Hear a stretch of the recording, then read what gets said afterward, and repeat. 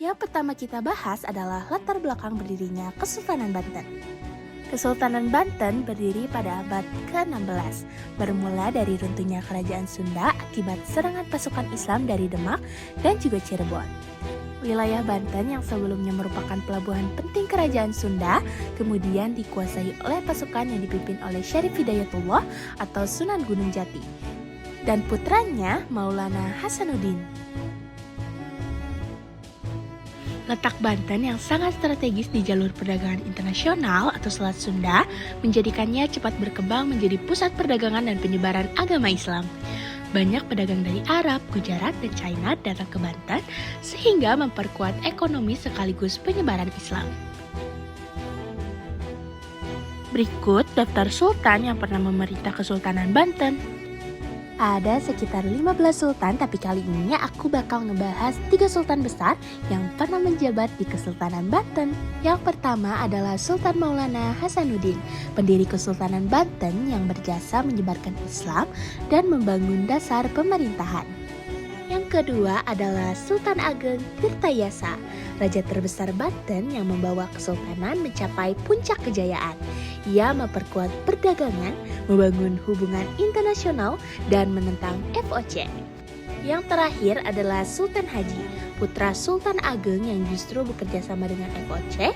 Keputusannya memicu konflik besar dalam kerajaan. Selanjutnya kita akan bahas terkait peristiwa penting, perang antara Sultan Ageng Tirtayasa dan juga Sultan Haji. Merupakan konflik antara ayah dan juga anak. Sultan Ageng menentang VOC dan ingin mempertahankan kedaulatan Banten. Sedangkan Sultan Haji justru meminta bantuan VOC untuk merebut kekuasaan. Akibatnya terjadi perang saudara yang melemahkan Kesultanan Banten. Pada akhirnya, Sultan Ageng Tirtayasa ditangkap oleh VOC dan kekuasaan jatuh ke tangan Sultan Haji yang berada di bawah pengaruh Belanda. Berikut ilustrasi kehancuran kerajaan Kesultanan Banten yang dahulu kuat dan disegani, kini berada di ambang kehancuran. Perselisihan antara Sultan Ageng Tirtayasa dan putranya, Sultan Haji, memecah persatuan yang selama ini menjadi kekuatan.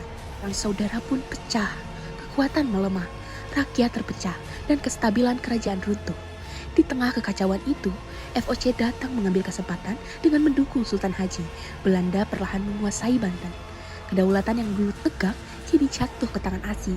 Kesultanan Banten pun runtuh, meninggalkan sejarah kelam tentang ambisi, pengkhianatan, dan perpecahan. Setelah melihat ilustrasi tadi, kita jadi tahu keruntuhan Kesultanan Banten terjadi karena beberapa akibat. Yang pertama adalah campur tangan VOC atau Belanda dalam pemerintahan. Yang kedua adalah konflik internal atau perang saudara. Dan yang terakhir adalah melemahnya kekuatan ekonomi dan juga politik. Puncaknya terjadi pada tahun 1813 ketika Inggris menghapus kekuasaan kesultanan sehingga Banten kehilangan kedaulatannya. Berikut kita bahas peninggalan Kesultanan Banten. Yang pertama adalah Masjid Agung Banten yang merupakan pusat kegiatan keagamaan dan simbol kejayaan Islam di Banten. Yang kedua adalah Keraton Sorosowat, yaitu bekas istana Kesultanan Banten. Yang ketiga adalah Benteng Spilwijk, benteng peninggalan masa kolonial yang berkaitan dengan aktivitas VOC. Dan yang terakhir adalah Danau Tasikardi, danau buatan yang dibuat sebagai sumber air bagi keraton.